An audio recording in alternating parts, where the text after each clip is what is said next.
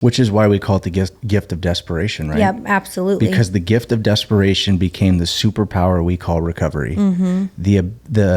The willingness and open-mindedness to live life on life's terms and manage the feelings and emotions and stories in our head that come with it without having to change the way that we feel. Yep. It's a gift.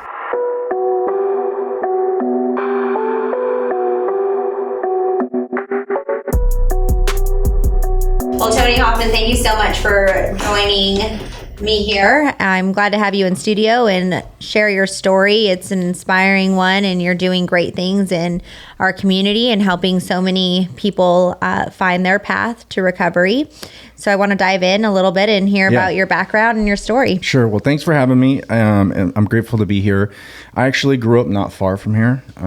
Same kind of feel, maybe a little bit bigger of a city, obviously, but Fresno County is a big farm community, like the rest of the Central Valley and the Central Coast.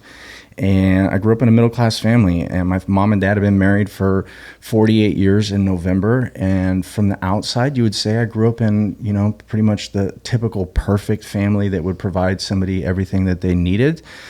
We had our problems, but nothing glaring that you could look at and say, oh yeah, my parents were moral failures, or the stuff that I ended up struggling with my mental health and addiction could be pinpointed on them, right? That was not my story. My story was a young person who became a young teenager and very confused about all of the feelings that he was experiencing. And I didn't know what those meant.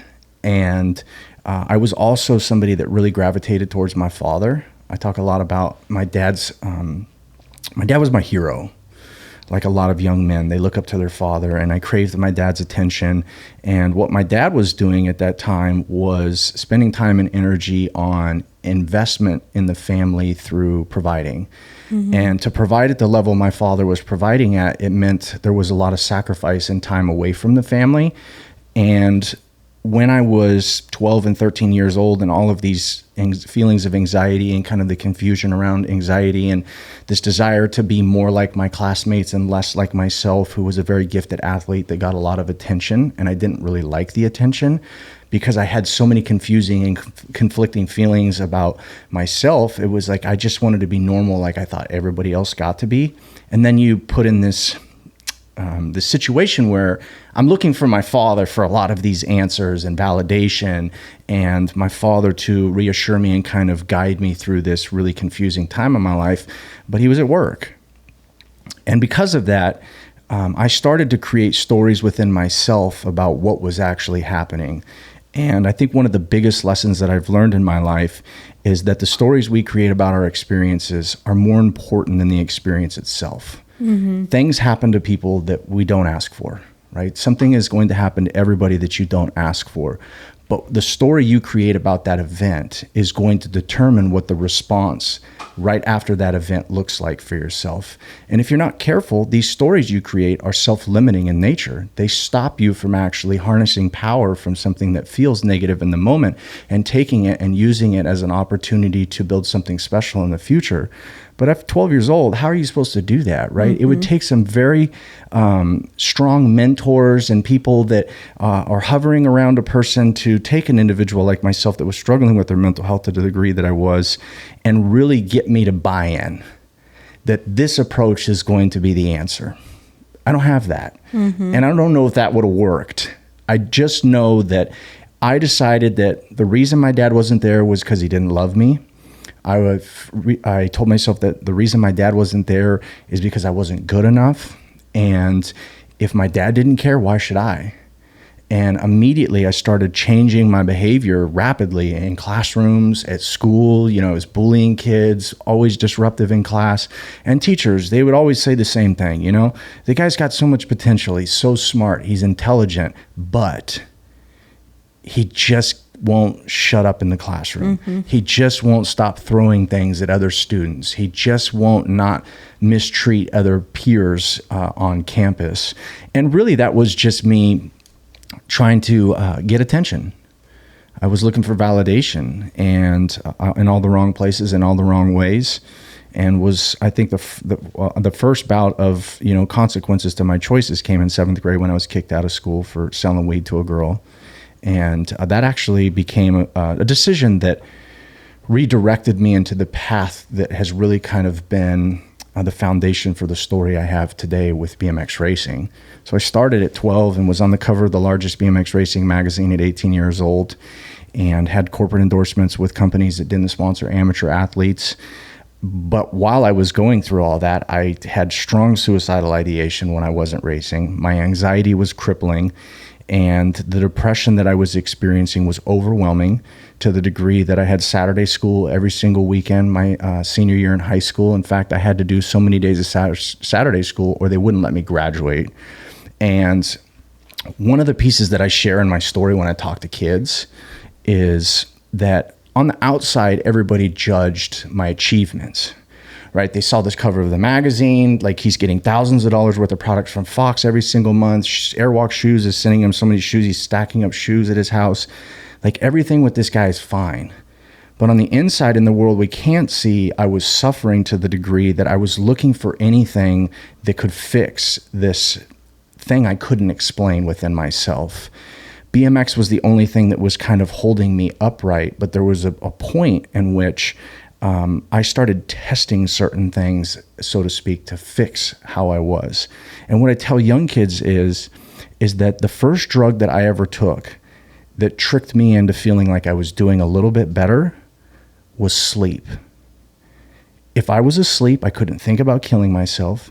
If I was asleep, I didn't have anxiety. If I was asleep, there was no weight of depression. And as a young person, according to everything that science can teach us now neurologically, almost 70% of the decisions you make before the front of your brain is fully developed is based on feelings.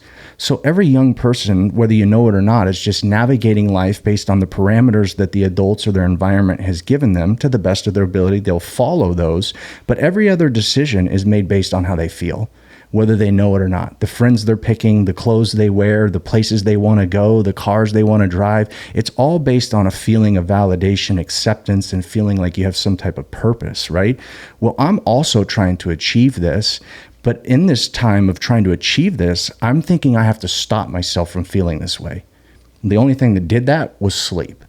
So the reason I was missing first period isn't because of what my English teacher would tell you it was, is that I was a punk or a bad kid. It was that I was suffering to the degree that the only thing that could make me at least get through some part of the day was to be able to sleep as much as I was sleeping, because I just legit hated being awake. And that was where the boiling point really came for me, was I was missing these components that we find in recovery. Right? When we get into recovery, we surrender this idea of self, and we surrender this idea of self and connect with community. And then the community makes suggestions to us. And by the point that we're ready to actually commit to this life of recovery, we're willing to listen to what anybody says and just do it, because we realize everything else that we've done in our life has never worked. So I might as well try these people, because these people are telling me if I just do the next indicated right thing and I just don't pick up and I follow these steps according to the way that they were given to them, that I will feel some type of serenity and freedom from everything that has made me want to use in the past. And you get to that point, right? But I don't have community. I don't have anything other than a BMX bike, which is great, because I think that every person needs to have some type of outlet, right? Physical activity, TikTok channels, podcasts, treatment centers. There's all types of things that you can do. Sports leagues, that are communities of people in which you're engaging and connecting with individuals on something that's like-minded. And that was all I had, but I gave that up my senior year in high school over this idea that I was going to chase this dream of making money. And the making money dream for me was through network administration. My social anxiety that I had really isolated me away from all of my peers. And I learned how to build corporate computer networks in a bedroom this size. My parents used to make me shut the door because I had 7 computers and a laptop, and there was so many computers in there that it would heat the house if the door was open. So they would always say, "Anthony, close the door, you're heating the house." Well, I had all these computers because I was learning how to build corporate computer networks, and I was offered a job in San Diego for $120,000 a year my senior year in high school in 2002 to be a network administrator for this guy that was starting a wireless internet company. And that is when things went south. Because when I knew I was getting the job, I put the bike away and it gave me nothing but myself. And that was when I was most dangerous, right? Like, if you're in recovery, the most dangerous thing in our own recovery is when we decide that we're going to do it alone and we're going to sit by ourselves because something is different about you and I compared to him. Yeah. His mind does not work the way ours does. That's why it doesn't respond the way it does, think the way it does. And when we get alone, we will easily go to worst case scenario. We will easily go to self-destructive, self-limiting thoughts. We will take our feelings and we will create stories and validate these stories that are far from the truth, far from reality. And we use that to justify the need to stop us from feeling by using a mind-altering substance. So when I got rid of the bike, that's where I was at. I just had no idea. I was an 18-year-old that just had all of these feelings. I tell people the worst years of my life were 18 to 22. And it wasn't always because I was on drugs. It was this idea that I'm supposed to be in college. I'm supposed to have a career. I'm supposed to get married. And it's like, I didn't want any of that because I was still trying to figure out who I was. I was still so confused about all of this stuff. And then you get to becoming an adult and you realize even the kids that look like they had their shit together were also struggling from 18 to 22 to 25 because they also didn't know themselves. They were also picking friends based on their feelings and going to colleges just because somebody else went there, or picking classes because their best friend said they were going to pick those classes. People weren't doing what they really wanted to do. They were just doing what everybody else was doing. And that's how I found myself at parties, is because that's what everybody else was doing.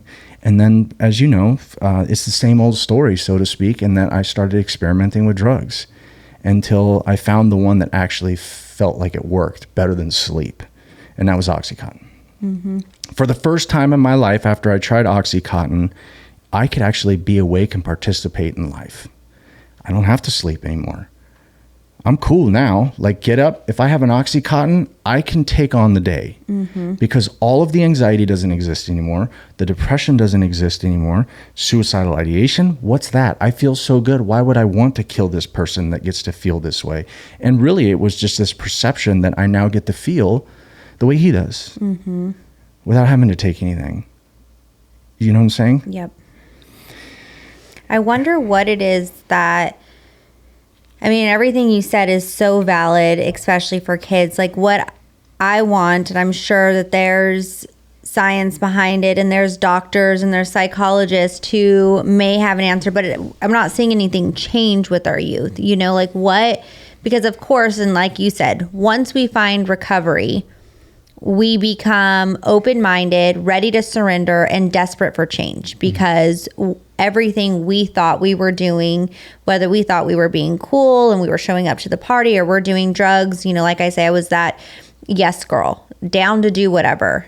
That got me in so much trouble, I'm like, no, I don't want to do that. Yeah. I'm good, but at the time I was at the party girl, the down girl, and that got me into Oxycontin, got me into heroin. And then, when you finally realize like the way you're doing life has you sitting in a jail cell, now sitting in rehab saying, give me an answer, I'll do whatever I need to do to not feel that way anymore. Yes. What can we do for these kids going through the same thing at that age? I feel like that's around the right age, between 9 and 12. And 18 between and 22 is really where so much transition is happening that it can really be life or death in those phases. For me, a lot of it's the conversation around what's actually happening. A lot of the work that I've been doing as a speaker the last 15 years is breaking down stigma. Going in and speaking for governments, healthcare organizations, communities, and going into schools and helping people understand that, look, it's not good or bad person. It's not black or white person, east or west side person. This is all directly connected to mental health. And what we understand from a scientific level is that there's 3 indicators for addiction, and that's environment, genetics, and psychology. And psychology can just be renamed to mental health and how you manage it. And you don't have to be in a bad environment to struggle with addiction, because I came from a quote unquote good environment. Same. But the piece for me was my grandma was a closet pill popper, had a pill addiction. It ran in the family. And then when you listen to what I'm saying with my story, the big thing for me was the psychology. A lot of people that share that are in recovery, we hear a lot of the same stories, right? When we get into recovery, like, that's my story. That's my story. All of us say we never felt like we fit in. All of us say we had this struggle with feeling like we belonged in a place. That's the psychology behind it. We have to change the conversation about what addiction is. And we have to change the conversation about what mental health is, because there's a difference between mental health and mental illness, right? If we go to Skid Row, we're going to see a lot of mental illness. These are extreme personality disorders, individuals that are stuck in a state of psychosis that absolutely need medication to help slow down some of the symptoms of things like schizophrenia. Mental health is simple, and everybody has it, including him. Anxiety, stress, frustration, rejection, anger, sadness, grief. These are all emotions that every human being has across an entire spectrum. Events trigger these emotions, and we need better coping skills or better education around this is what we do when we have anxiety. This is what we do when we feel rejected. And we have to create better institutions that are more open with vulnerability. I personally think that every high school and a lot of middle schools should have 12-step meetings. I agree. Yeah. They should have grief groups. They should have yoga. They should have meditation. Absolutely. They should have all these things. There's so much focus on whether or not you can solve an algebra problem versus me. And if you can solve it and I can't, I'm not as adequate as you are to make money and do something in the real world. Right. When the reality is the science supports that kids are making most of their decisions based on feelings.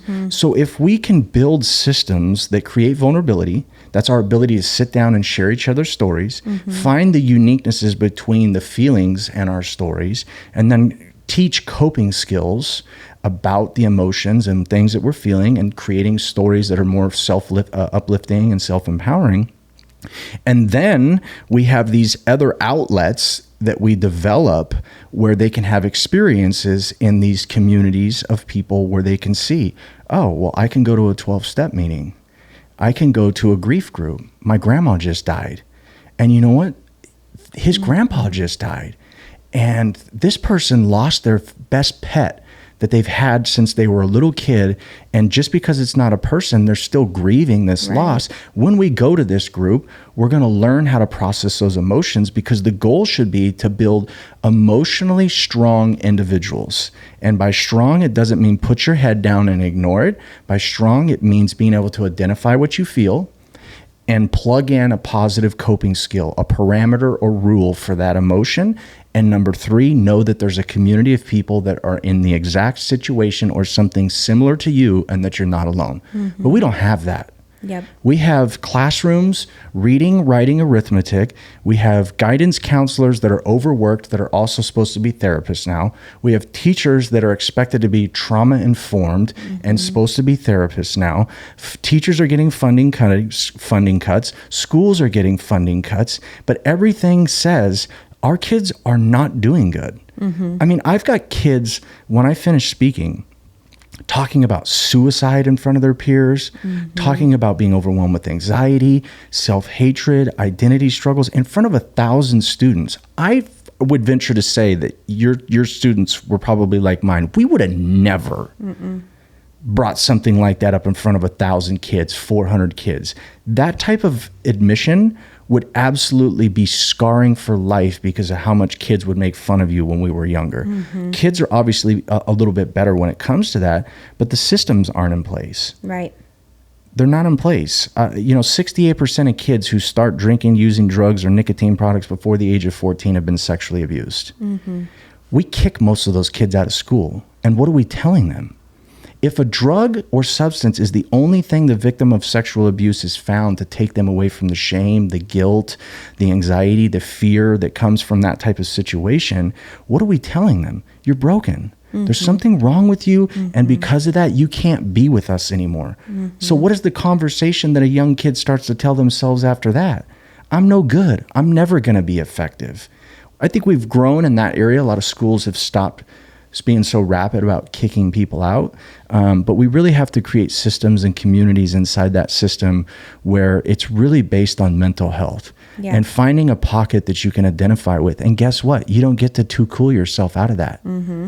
Everybody has to find a community that they get involved in. If you're an athlete, guess what? There's going to be a company that comes in and provides mental health resources to all the athletes. If one starts smoking, gets caught vaping, we're not going to pluck the one that's vaping and smoking out of the team and give them services. Nope, we're going to bring the services in and we're going to support the whole team and we're going to treat them all the same. And they're going to have a better understanding of why somebody might be using substances and how this community is actually the support that we found in meetings with people that were sober that actually take us from our situation and get us to the best years of our life. Yep, I agree. And I feel like a lot of it's shifting now, which is good, but we need to make it more okay to seek advice for mental health, right? Yep. How many people are so shut off to, I'm not going to therapy. I'm not going to see a therapist. I don't need it. That's stupid. It's not going to do anything for me, because they're associating therapy with something is wrong with you, that you can't fix it on your own. When I have to say, yeah, of course, it's through all the counseling and the therapy and all the work that I've had to do to get to where I am today. But if I didn't have an addiction issue, I wouldn't have found myself as much as I have, because I wouldn't have sought the therapy to learn about myself and those coping mechanisms and those tools to be able to get through life as life throws at me. Yeah. So now I'm thankful that I was able to get through addiction, because now I've learned so much about myself. I can cope in ways without having to revert to alcohol or drugs. And I wish everybody could do that. But nobody's going to seek that unless there's something big and traumatic, such as an addiction issue, that puts you in a position that you have no choice to get constant therapy through individual or group sessions for a cram course of 30, 60, 90 days. Right. Which is why we call it the gift of desperation, right? Yep, absolutely. Because the gift of desperation became the superpower we call recovery. The willingness and open-mindedness to live life on life's terms and manage the feelings and emotions and stories in our head that come with it without having to change the way that we feel. Yep. It's a gift. It's a superpower. And until people reach a level of desperation, they're probably not going to reach out.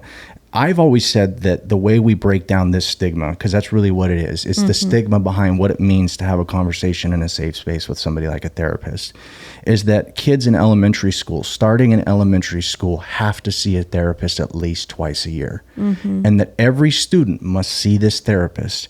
So when you walk through that door, you know you're going into the therapist, but you don't know if that person is on their scheduled yearly meeting, or if they're going in there because they actually want to talk to somebody about something that they're going through, right? Because if everybody's going in there, you can't really judge the person that's going in there, but you're also opening up the mind at a very young age that this is the location where you come and you can divulge anything. Yep. And there's no shame and there's no guilt about what you say. The only thing we're here to do is support your feelings and your experience and let you know that you're not alone, and possibly give you some tools to help manage that experience that can make you feel more effective in your journey. And that over time, as they go from elementary school to junior high to high school, you would increase the times that they were seeing this therapist. And maybe it doesn't get more people into therapy right away, but as you get into your adulthood, into your 20s and in your 30s, your marriage isn't working out, you're really struggling at work with your personal self, there's that switch inside of you that says, you know what? I think I need to go in that room that I was going into when I was in school. It becomes, you're comfortable with it. It becomes routine. You are introduced to it. And I absolutely love that idea, because it's true. I mean, when you have never experienced therapy and you have your whole life, where do you start with an hour conversation? Do you feel like you need to start from your childhood and figure things out there? Do you start with how you're feeling and why you're there in the first place?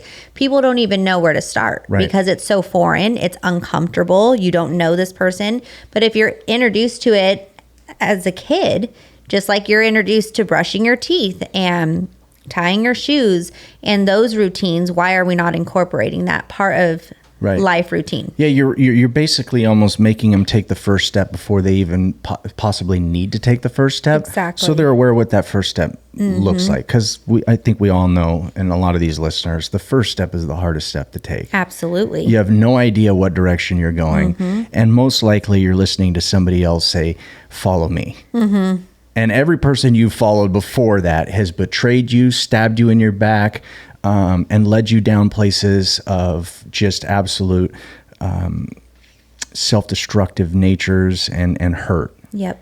And trusting people is the hardest thing we can do. And taking that first step is very difficult. And we can remove that, I think, by that type of system. I agree. I mean, and that's, I feel through recovery still, is like the trust is so hard. You can only depend on yourself.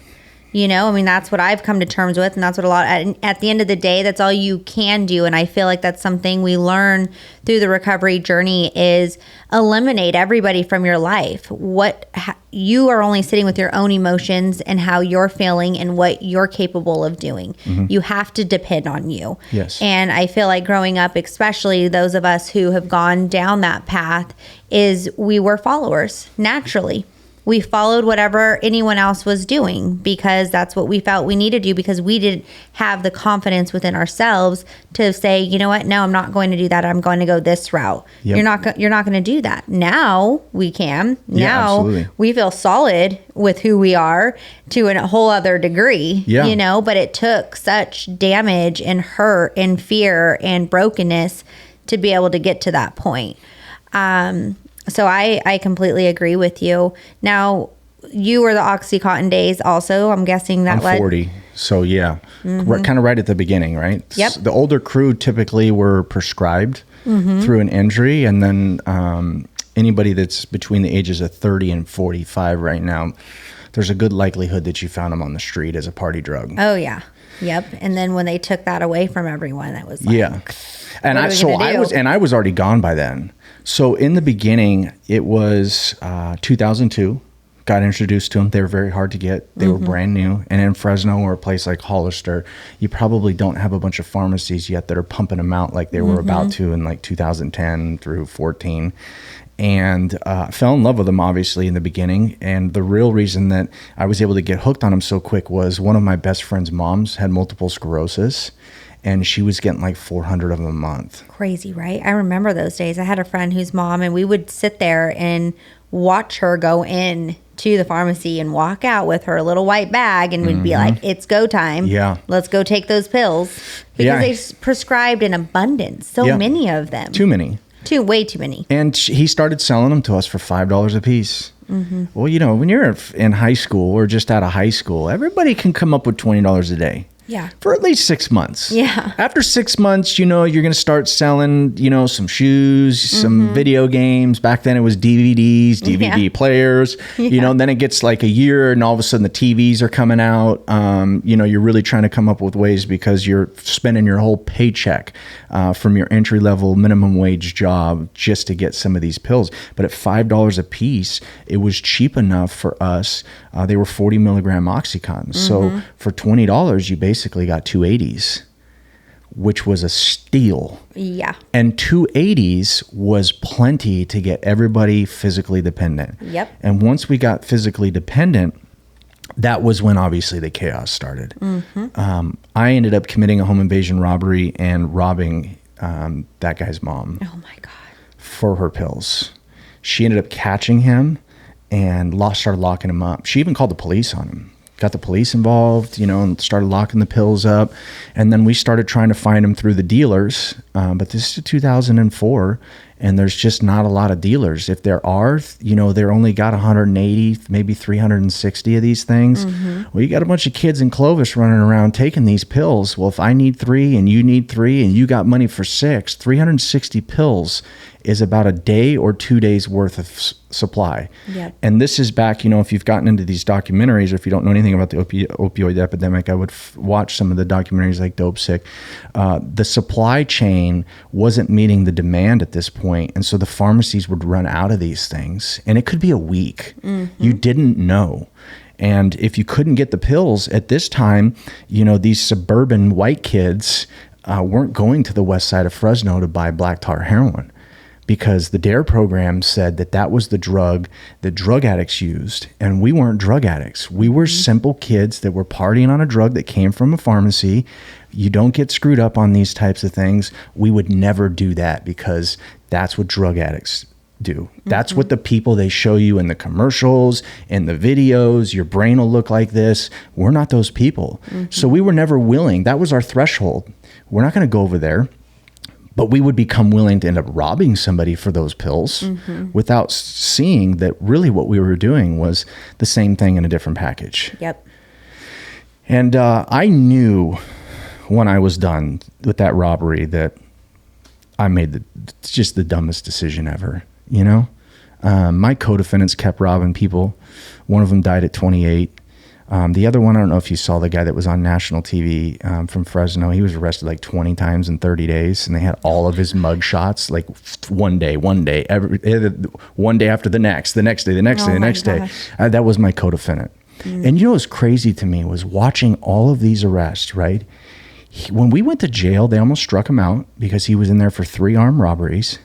He turned state's evidence against me and basically became a victim of the crime with the lady that we robbed, because they needed corroborating evidence. There was no evidence that could pinpoint me actually in that house. And so they told him they would drop a strike from his record and let him walk with 2 strikes and go home if he corroborated what she was saying happened in the house. So he turned state's evidence. He gets out. He's out on 2 strikes.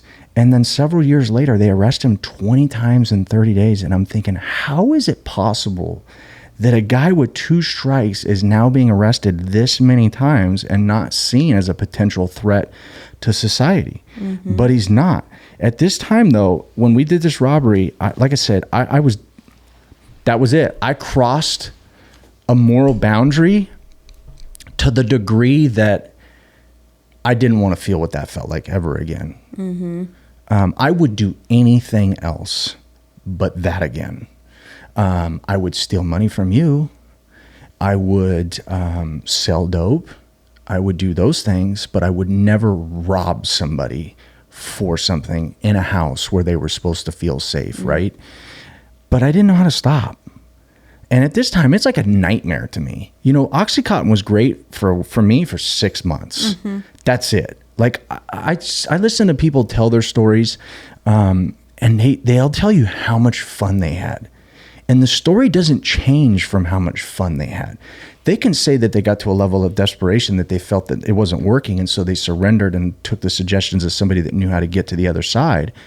But they still will tell you, I had so much fun. That's not me. Like, I was miserable going into this thing. And when it stopped working the way it did the first time, which was about 6 months later, I was so miserable. I felt like I was a slither of a human being left. I felt so hopeless. I felt more broken than I'd ever felt.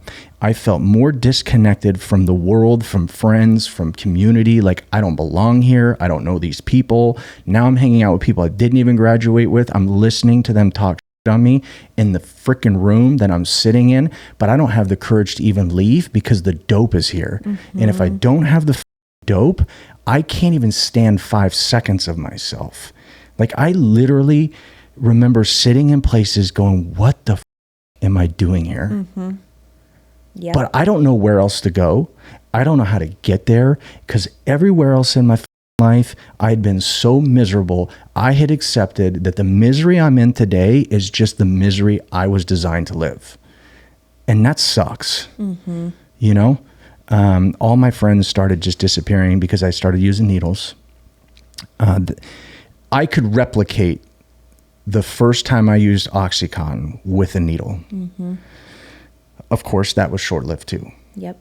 You know, I got a good 4 to 6 weeks on banging dope with needles, and it could shut all of my emotions up. And then it just got even worse because the needles didn't work anymore. And then people didn't want to be around me at this time. I'm 22 years old. These are kids that think they're still partying. They're not a drug addicted individual. Like, hey, we're not that person over there. We're just partying right now because it's fun. Well, when they see me, they're like, get away from that guy. He's a junkie. You know, they see me rolling in with needles. Yo, bro, get the out of here. Yep. So now I'm walking the streets, and I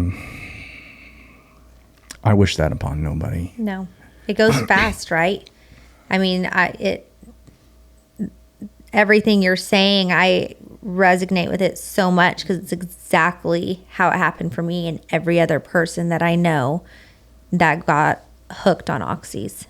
Like, it downhill spirals so fast that you are just like, how the hell did I get to this point? Because it's pure misery. Yeah. I mean, you forget what real life even feels like just to be sober. Like, I remember I was working at Verizon at the time, and at that point, you know, was injecting heroin 13 times a day and looking at everyone like, what are they on? Okay, they're on this. They got to be on this. Like, I just couldn't even wrap my mind around feeling happy sober. It felt so unrealistic and so far out of reach.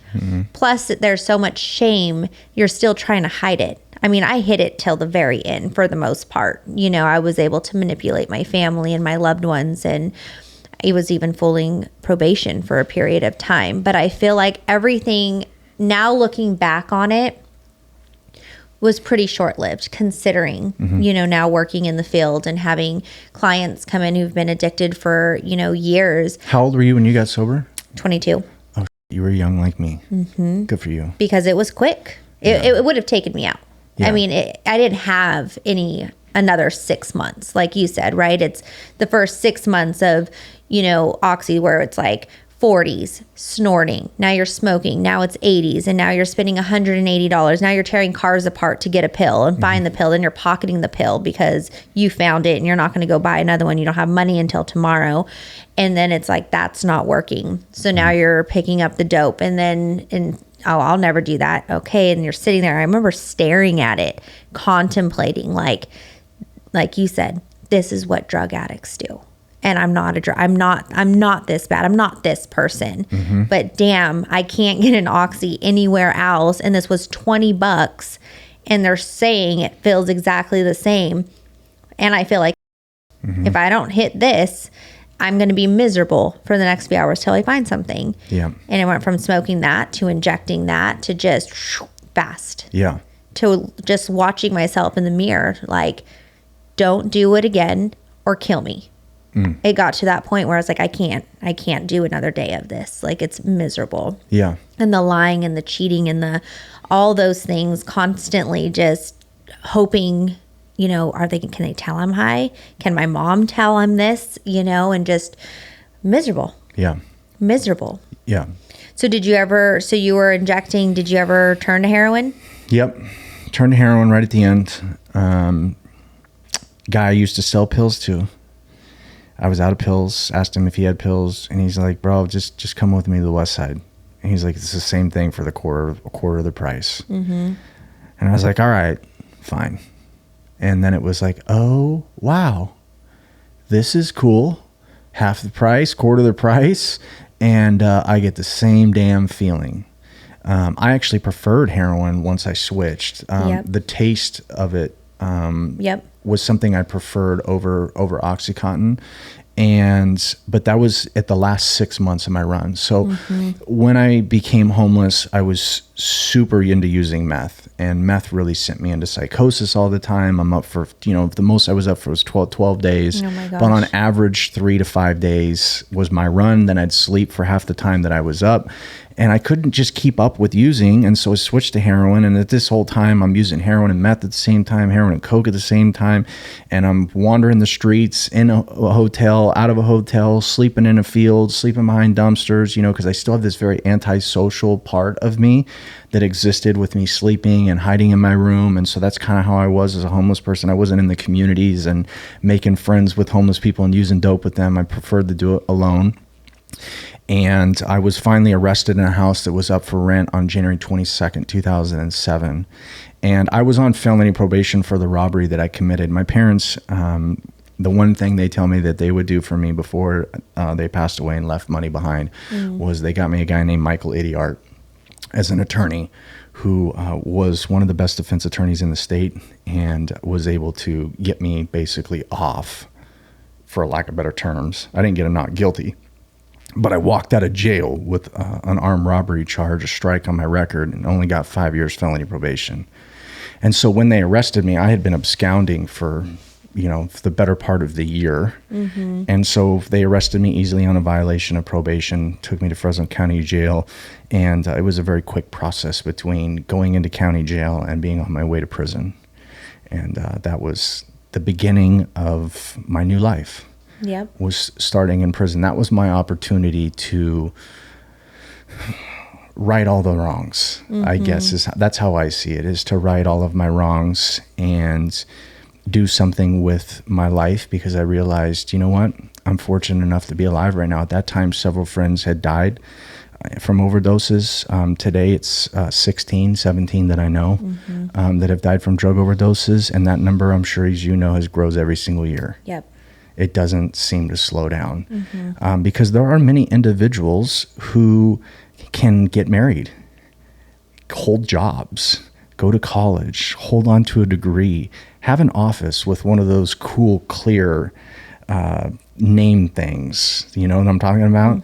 And it's a corporate job from college, but their spouse doesn't know that the reason they're always so sleepy or tired at the theater or when they're on date night and why they're so irritable all the time is actually because they've been addicted to a substance. And when you got with the person, you may have been a normie and had no idea what drug addiction or substance addiction looked like and the behaviors that came with it. And you accepted the excuse that they gave you. Had a long day at work. I'm super tired. I'm just really stressed out right now. And then things come to a boiling point where they've got all of these things that society says we're supposed to have, but they don't have internal peace. And so they're still being controlled by substances. And they're out at the bar and they thought they bought a bag of cocaine. And today's climate is not what me and you grew up with. It's fentanyl. And it's in fucking everything. It's a whole other monster. It's in meth. I'm like, what? Yeah. Why is it in that? It's cocaine. Why is it in that?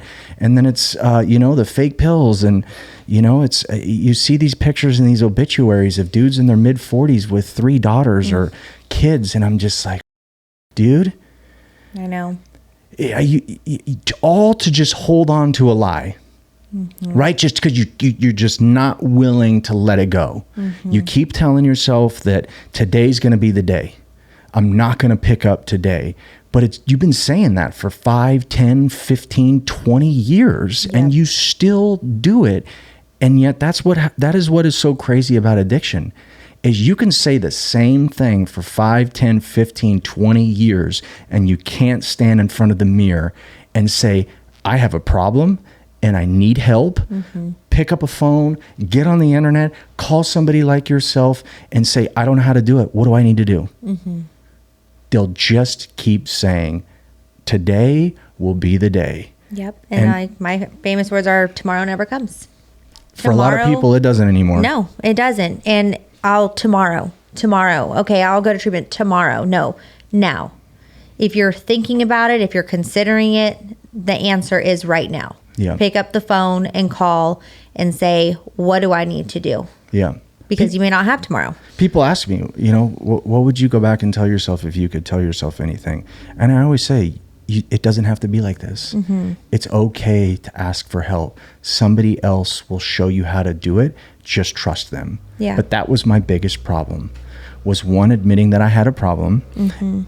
What I didn't realize is that admitting I had a problem had less to do with me and more about the environment in which I was raised and the school system that I went in and the ideas that society had created about people that struggle with addiction. And so it was, I'm not one of them. I can't admit that I'm one of them. Well, we've learned so much. One of them what?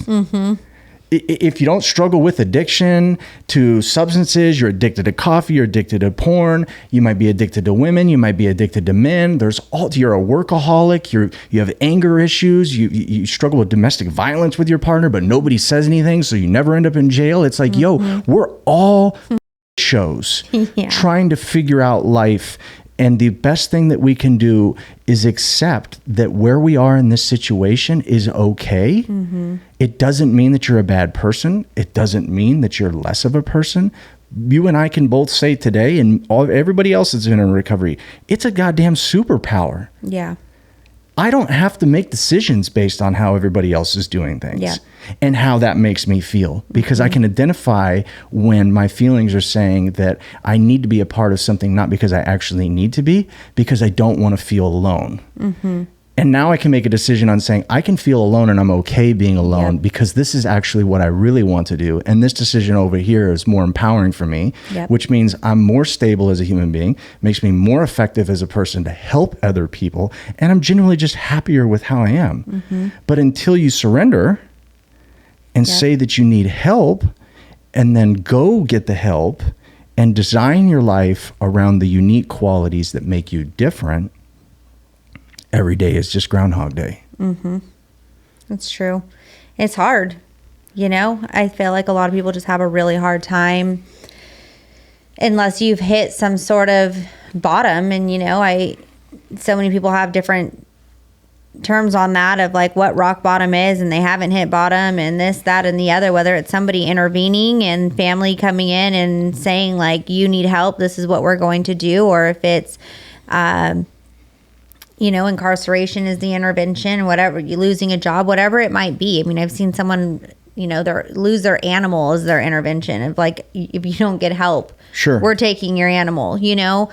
And coming to terms, I feel like it's really hard. It's rare. And you have treatment facilities now, right? It's rare that I see somebody pick up the phone and call and say, I need help. Versus family members calling and saying, how can we help them?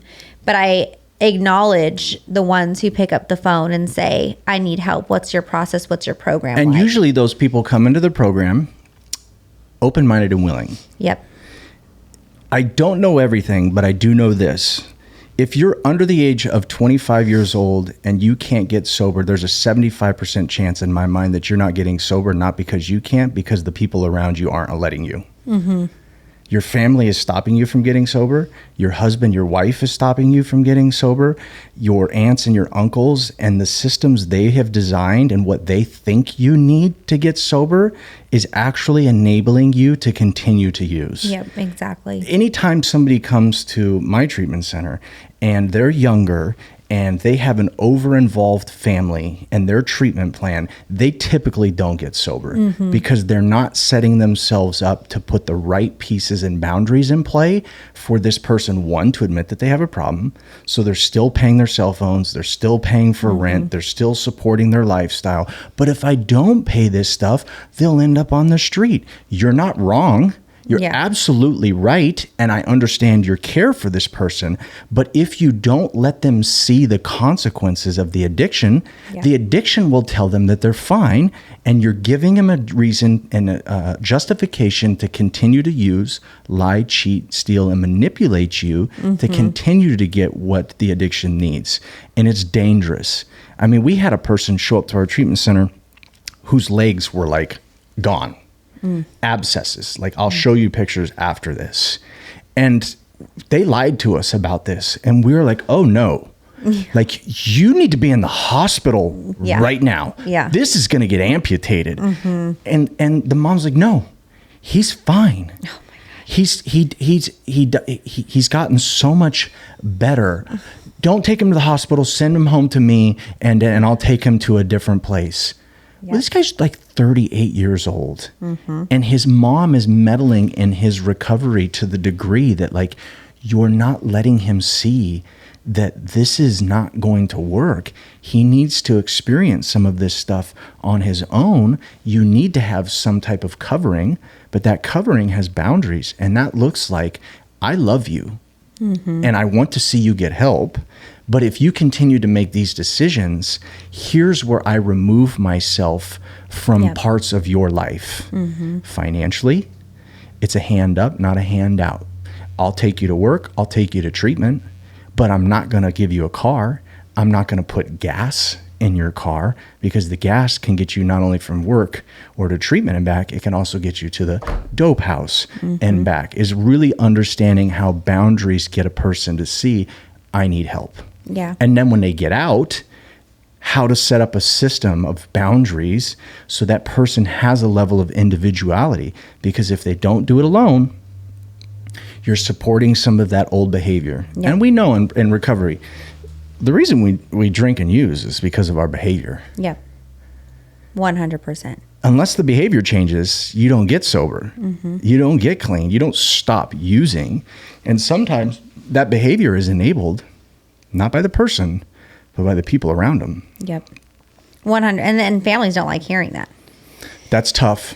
It is tough, but I really wish there were more, instead of just Sunday therapy sessions, I really wish there was a cram course of at least a week for families to attend and go into a residential setting like their loved one needs to do. Yeah. And learn what they need to do to support them. Yeah. Because a lot of times they are, and it's not their fault, right? We have that choice, but there's ways that you can support your loved one. Just like if somebody is diabetic, you're not gonna, if they come home and the doctor says you have 3 months to live, if you don't cut out sugar and start exercising, you're not gonna feed them an apple pie. Right. That's just like a common sense thing that somebody knows. Well, addiction is no different. Just like you can't cure cancer if your loved one, you depend on the professionals. Yep. For whatever reason, when we're dealing with addiction and mental health, this is the one area they don't want to trust what the professionals have to say. Yep. They feel they know best. That's right. That's right. And we're trying to change that. Yeah. In a healthy and soft way. Sure. I mean, one of the things that we do, Dr. Blair Steele at my location is amazing. And we try to work with as many families as we can. Sometimes the loved one who's in treatment won't give us access to the families. And that's always a hindrance or a soft spot for us, because we know it's a family model of struggles, and that it takes an army to help a person in early recovery. And we really try to make sure that we're sitting with the families to not only educate them, but to get to know them a little bit more. Because oftentimes you get the story from the person in treatment, and then you get the story from the person who's the loved one, and then somewhere in between there lies the truth. Right.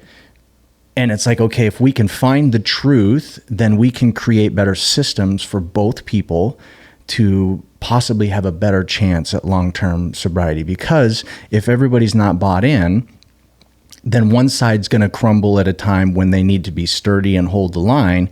Yeah. And not being able to hold the line or keep a boundary may be the one reason that an individual finds himself in a recurrence of using. Yeah, exactly. Now, did you get sober through prison, or did you have to go to treatment after? So I had a Jesus moment, January 21st, 2007. The first 9 years of my recovery were specifically built on the faith of Christianity, which was great. It worked. It's still a big part of my recovery. But when I got to prison, it was, right after this spiritual experience that I had. So I dove into the Bible. I dove into praying and meditating and just really kind of learning how to pray and talk to God through a conscious contact that was frequent.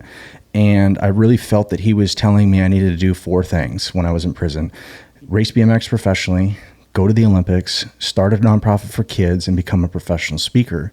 So while I was going through my 2 years in prison, I felt like I was in the perfect place for me to establish myself as a human being that could be disciplined to a structured routine day after day, because that was something I never could do. I didn't do my homework. I didn't study for tests. I didn't show up to work on time.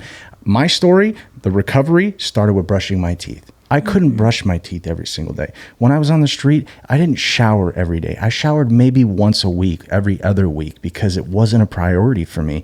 And it's like, if I can't do these little things, how am I ever going to get to a place where I'm effective as a human being? So I saw this opportunity where I don't have a phone.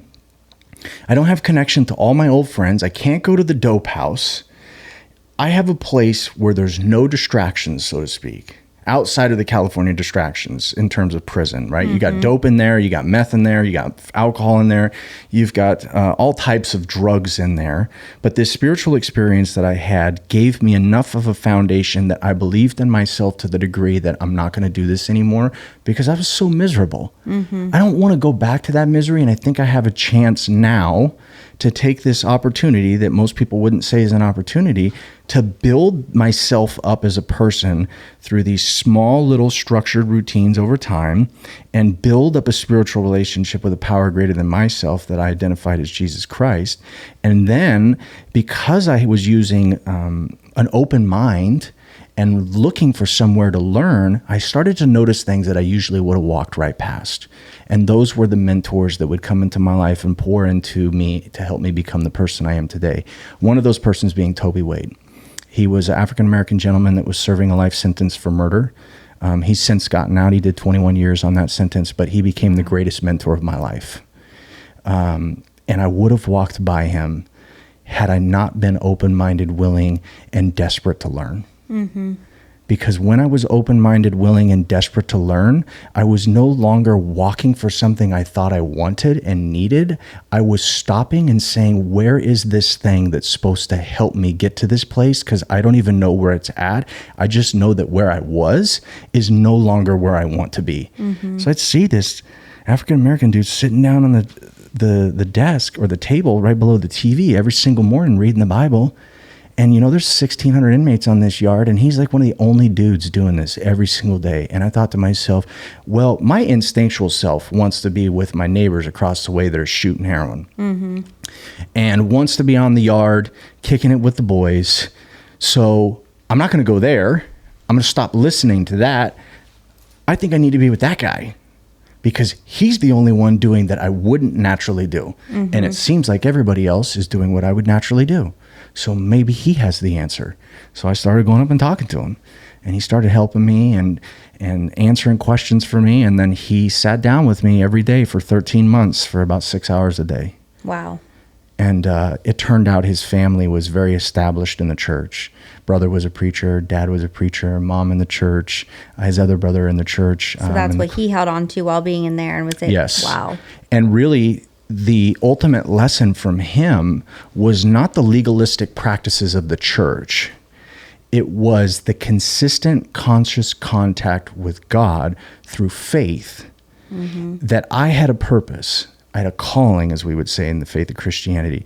And in that calling was a work that I was supposed to go do, not for myself, but for others, which is what I felt God was telling me to do when I was at Wasco State Prison with those 4 things. But in the beginning of feeling this vision, I think, oh yeah, God's got this really cool comeback story for me. And like there's this self-gloating and, you know, I'm going to be this special figure. And then I meet people like T and I start to realize that the idea of lifting oneself up was actually setting me up for destruction at some point because I would be consumed by pride and arrogance and these things that would come before somebody would fall over, is that I needed to understand the art of humility and that the accountability for me to this calling was actually to carry out the work to make people better, and not because I was better than them, because this was just the specific work that I was supposed to do. I didn't ask to be an athlete. I didn't ask to be good at the speaker. I never wrote speeches down. I never hired a speaking coach. There was no grift for me to do this. It was, I'm going to do this because I want to help people. Because once I got into helping people, I started to realize this was the missing component from my life from the start, was the perspective about my gifts, what I was supposed to do with them, and that when I used my gift not to enhance self, but for others, I walked away from situations going, did I get more from that or them? Like the gift of giving. The book that I read says it's more blessed to give than it is to receive. And the 12 steps, we learn that you can only keep what you learn to give away, which if you're into the 12 steps, the 12-step book is just rewritten Bible stuff, which is great because it's easier to accept because I understand resentments towards organized religion and faith in God and the idea of all these things that can happen, right? But it was T that taught me how to live out of faith. not by religious order. And he taught me how to be structured and disciplined and have a routine and not waver from that routine, and to work the routine long enough that you could see the fruits of that labor manifest itself. So when I left prison, by the time I left, people didn't even think I was in there for armed robbery. They were like, yo, what are you in here for? And I'm like, what are you in here really for? I'm armed robbery, bro. I did a home invasion. No, you didn't. Mm-hmm. Here's my paperwork. I promise you. Because I'm not touching cell phones. I'm not smoking cigarettes. I'm not drinking alcohol. 4 guards showed up to my first professional BMX race after I got out of prison 5 months later. They were like holding signs. And they talked to my parents. And they were like, we knew it. There was something different about your kid when he was in there. I wasn't with the bullshit. I wasn't doing the politic thing. Those same people that said, what are you in here for? They pulled me aside one time and they were like, yo, bro, why do you think you're so much better than everybody? Which is interesting because if you listen to the beginning of my story, I never thought I was better than anybody. I didn't want to be better than anybody. Right. I hated that idea that I was better than you because I want you to do better than me because that makes me feel better. Right. So when they asked me this, I was like, bro, I don't feel like I'm better than you. I just know that if I hang out with you, I'm going to start using dope again, and I don't ever want to go back to that lifestyle. And it's not your fault. You can't make me do it. But if I get around you, something in me feels so discontent and unhappy, and I feel way out of alignment of who my true self is that's what makes me use, because I can't tolerate overexposure to that type of feeling. That's a lot of willpower to not use in that environment. I would say surrender. Yeah. But yeah, I was focused on what I knew I needed to be in there doing: physically training for the Olympics, spiritually training to leave there and never have to pick up a substance ever again, and also know that at some point something bad's going to happen to me that I didn't ask for. Right. And what's going to sustain me through that?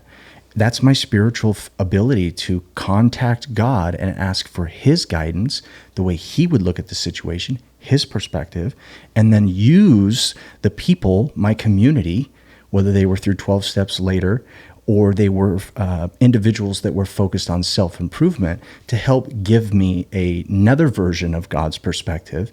And what I tell kids is, it's just the belief system. I can, I will, and I'm able. Mm-hmm. As long as I have that mantra, doesn't matter how bad I feel. Right. If I tell myself that, even if I feel bad, I know that I need to make a decision based on I can, I will, and I'm able. That's my north. And I left prison with that north. And the guards knew that something was different about me because I was willing to sacrifice so much in there that other inmates weren't, that they were like, yeah, we're going to go watch this guy race his first BMX race. I mean, I was in there doing 400-yard sprints for months, training for the Olympics is what I told people. And the guards started bringing out like sodas and candy and all kinds of stuff. And they like started betting other inmates. Oh my God. We'll give you Mountain Dews. We'll give you Snickers. Beat that guy. Oh, wow. Yeah, and like it was, I laugh about it now, but like the black folks in there, like some of the other black folks would step up, and like the leaders of the black folks in prison would be like, yo, you better sit the down. You're not running against this kid because you're not going to make us look bad, because they knew that if you don't put up the best, you're going to get beat by me. Mm-hmm. And so they would only put certain people that they knew that could actually race me. So it was like I was so different in there because I was so ready to just change my life that my behavior became drastically different than it had ever been in my life. Like my parents were like, who are you? Yeah. Like, this is not the kid that got kicked out of school, that was always making bad decisions in high school, that really struggled once he got on substances. It's why my parents started reaching out for their own faith, because they were like, how does somebody change their behavior to this degree? Well, I needed something to show me how to live. Mm-hmm. And that was through my faith and guidance through the Bible, and then the instruction of T, who was my mentor, quote unquote, my sponsor, who showed me how to live. Then I got out and carried out that purpose and found myself in and just some amazing locations that I believe that I was actually supposed to be in to continue to carry out the work that I'm doing today, whether it was through speaking, racing professionally as a BMX racer. I made it to the highest level before sustaining a knee injury and ending my career. But I started my nonprofit organization for kids and was successful from 2012 to 17. And built an amazing speaking career that was the reason I was able to even start PH Wellness, my treatment center in Southern California. And then year 9 hit, and that was when I found meetings. And that was because I cheated on a girl in a relationship. First time I'd ever cheated in my life. Not even on drugs did I cheat on a significant other. And I was in this position, overwhelmed with shame, guilt, anxiety. She ended up with my roommate, which killed me even more. And I don't know where to go. Mm-hmm. Church is only open Wednesday night and Sunday morning. I crawled my ass into a meeting because that's where I figured I needed to be, where I could go at 6 a.m., 12 noon, 6 p.m., and maybe catch a late one at 8 yeah. Because I couldn't listen to myself. Yeah. You know, sometimes we get in situations where we can't even listen to ourselves. Well, here's what I know. Go to a meeting and just listen to them. Because what they're going to tell you is you can, you will, and you're able. Just keep coming back. Mm-hmm. Don't listen to yourself right now. Listen to us. And one of the greatest things I heard was in this time was from Thomas C. And he would say, stay in the middle of the pack. And that's what it was, right? Like I didn't want to wander off alone because we know what happens when we go out alone. Mm-hmm. And he said, you know, lions, when they hunt alone, get killed frequently. But when they hunt in a pride, they're one of the most dangerous animals in the world. And so are people in recovery. And that dangerous means not dangerous in a harmful way, but we're very powerful people when we work together. Yeah. We go into the work field, we change people's lives. We go into the streets and give people hope who eventually change their lives. We go from people that are bankrupt to spiritually have everything that we could ever want in our life. We can walk into a place and when somebody says, how are you doing? You can say, you know what, I'm doing really good, and actually mean it. Yeah. You know, we can go from wanting to kill the person we see into a mirror, and when we look into a mirror, to looking at the person in the mirror and saying, I'm so fucking damn proud of you, and not in a prideful way, but knowing that the work that you've done and your willingness and open-mindedness to follow somebody else's lead has gotten you to a place where you never even thought that was possible. And that's what happens when you stay in the middle of the pack. Mm-hmm. And so it was like I got exposed to these people that originally in early recovery, I would have told you. Yeah. There's no way they're all sober in here. Yeah. This is bullshit. Yeah.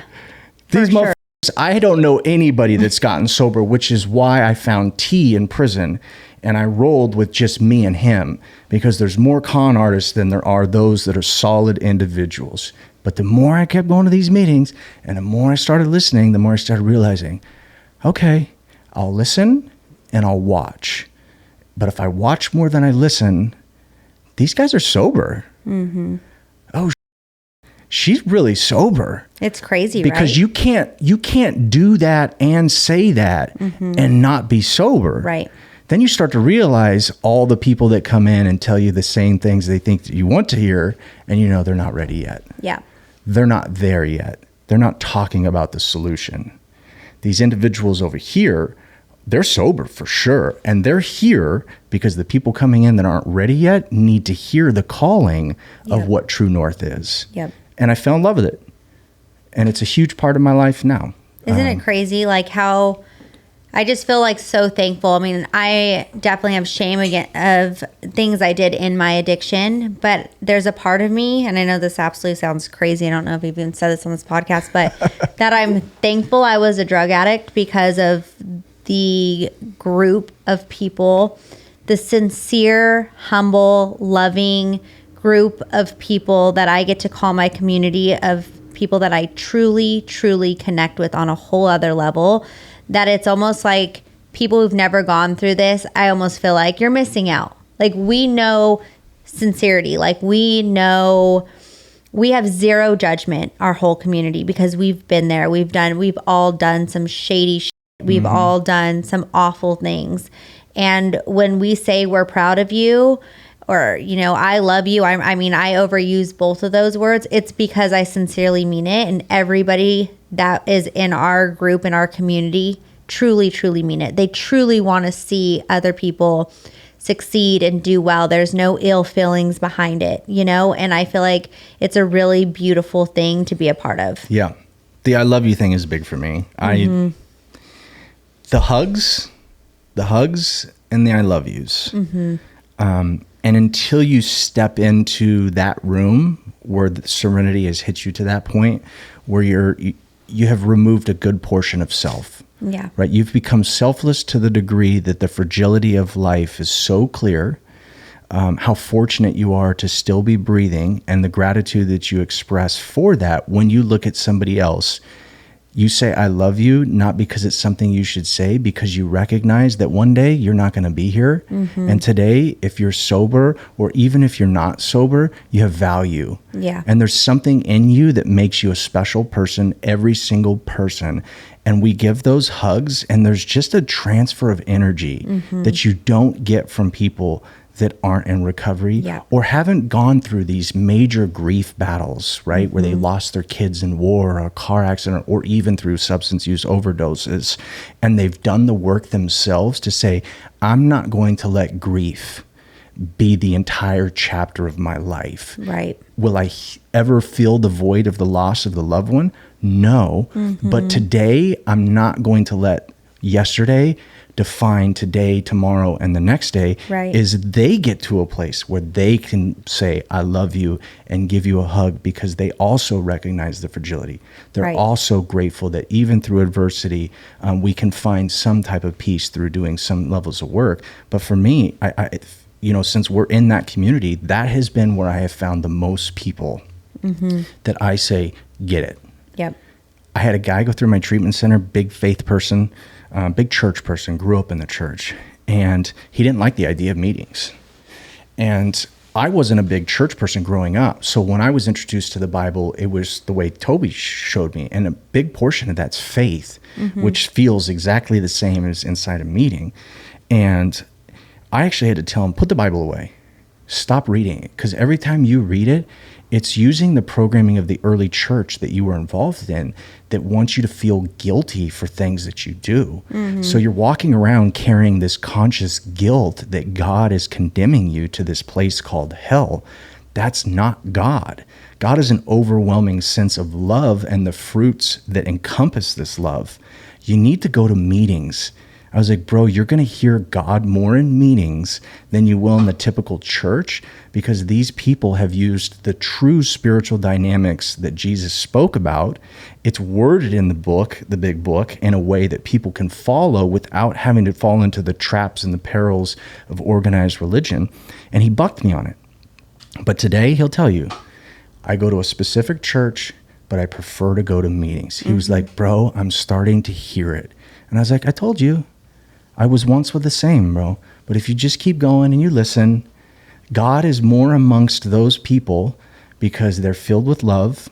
They're filled with giving spirits. Yep. They're filled with open arms. They're filled with encouragement. They represent the Spirit of God more than anybody that wants to condemn you for your sexual identity, condemn you for a decision of abortion, or condemn you for the things that you're doing and the way the church can be. You're not going to get that in there. No. It's absolute acceptance. Complete acceptance. Because what do we say? We're glad you're here. Yeah. That's it. I love it. No, and come as you are. Yeah. It doesn't matter. Like there's zero judgment. What do you hold on to? What do you hold on to when things get tough? My faith is for sure what I hold on to. And the way I explain my faith as a spiritual foundation, which is the sobriety model of my center, is a mantra. That's it. My spirituality leads me to a self-empowering mantra. And that is, I can, I will, and I'm able, and something good will come from this. I just need to wait for it to manifest itself. That was very hard for me because I was so impatient. Yeah. And I still am. Yeah. And I still stress when God's not like laying everything out for me. Like, oh yeah, I can jump this hoop and that hurdle and this hoop and I can go around the track 15 times. I'm willing to go do that. But when I don't have a track and I don't see hurdles and I feel like I'm standing in an open field, it's like, yo, I just knew where north was. Yep. I was going. Now, why did everything disappear? Then my old self gets impatient. Yep. And I want to start creating answers and deciding which way north is. And I've had to really take myself and remove myself, focus on I can, I will, and I'm able, and really ask myself, where does God want me to be right now? And be willing to wait for him to show you. He'll bring you somebody, you'll hear something. Something will be a little beacon of this way's north. Because sometimes we got to walk through a field that has no direction, and the only thing we're following is a little beacon noise. Yep. And then when we get to the spot, we'll see the hurdles. Yep. We'll see the track, and we're supposed to run that, jump those things, and that's actually preparing us for the next journey through another big field in which we don't know which way is north. And so my faith, and that God is going to work everything out in his own time, and that I don't have to have all the answers in the moment. Love that. Yeah. Well, Tony, thank you. And if people want to follow your journey or reach out to you for speaking, how do they find you? TonyHoffmanSpeaking.com is my speaking website. phwellness.com is my treatment center. We're a 12, soon to be 18-bed detox and residential facility in Riverside, California. I'm on X at Tony M. Hoffman, Facebook, Tony Hoffman Speaking, and LinkedIn, I think, Tony M. Hoffman. But you can also find me on social media in terms of TikTok and Instagram, Tony M. Hoffman. That's probably where I'm most accessible. I tell people I answer all my DMs. And so if you're looking for somebody to reach out to, or you want to follow my journey, learn more about my story, because I'm doing a lot of these podcasts and such, Tony M. Hoffman on Instagram is probably the most effective way to find me. Cool. Love it. Thank you for having me. Yep.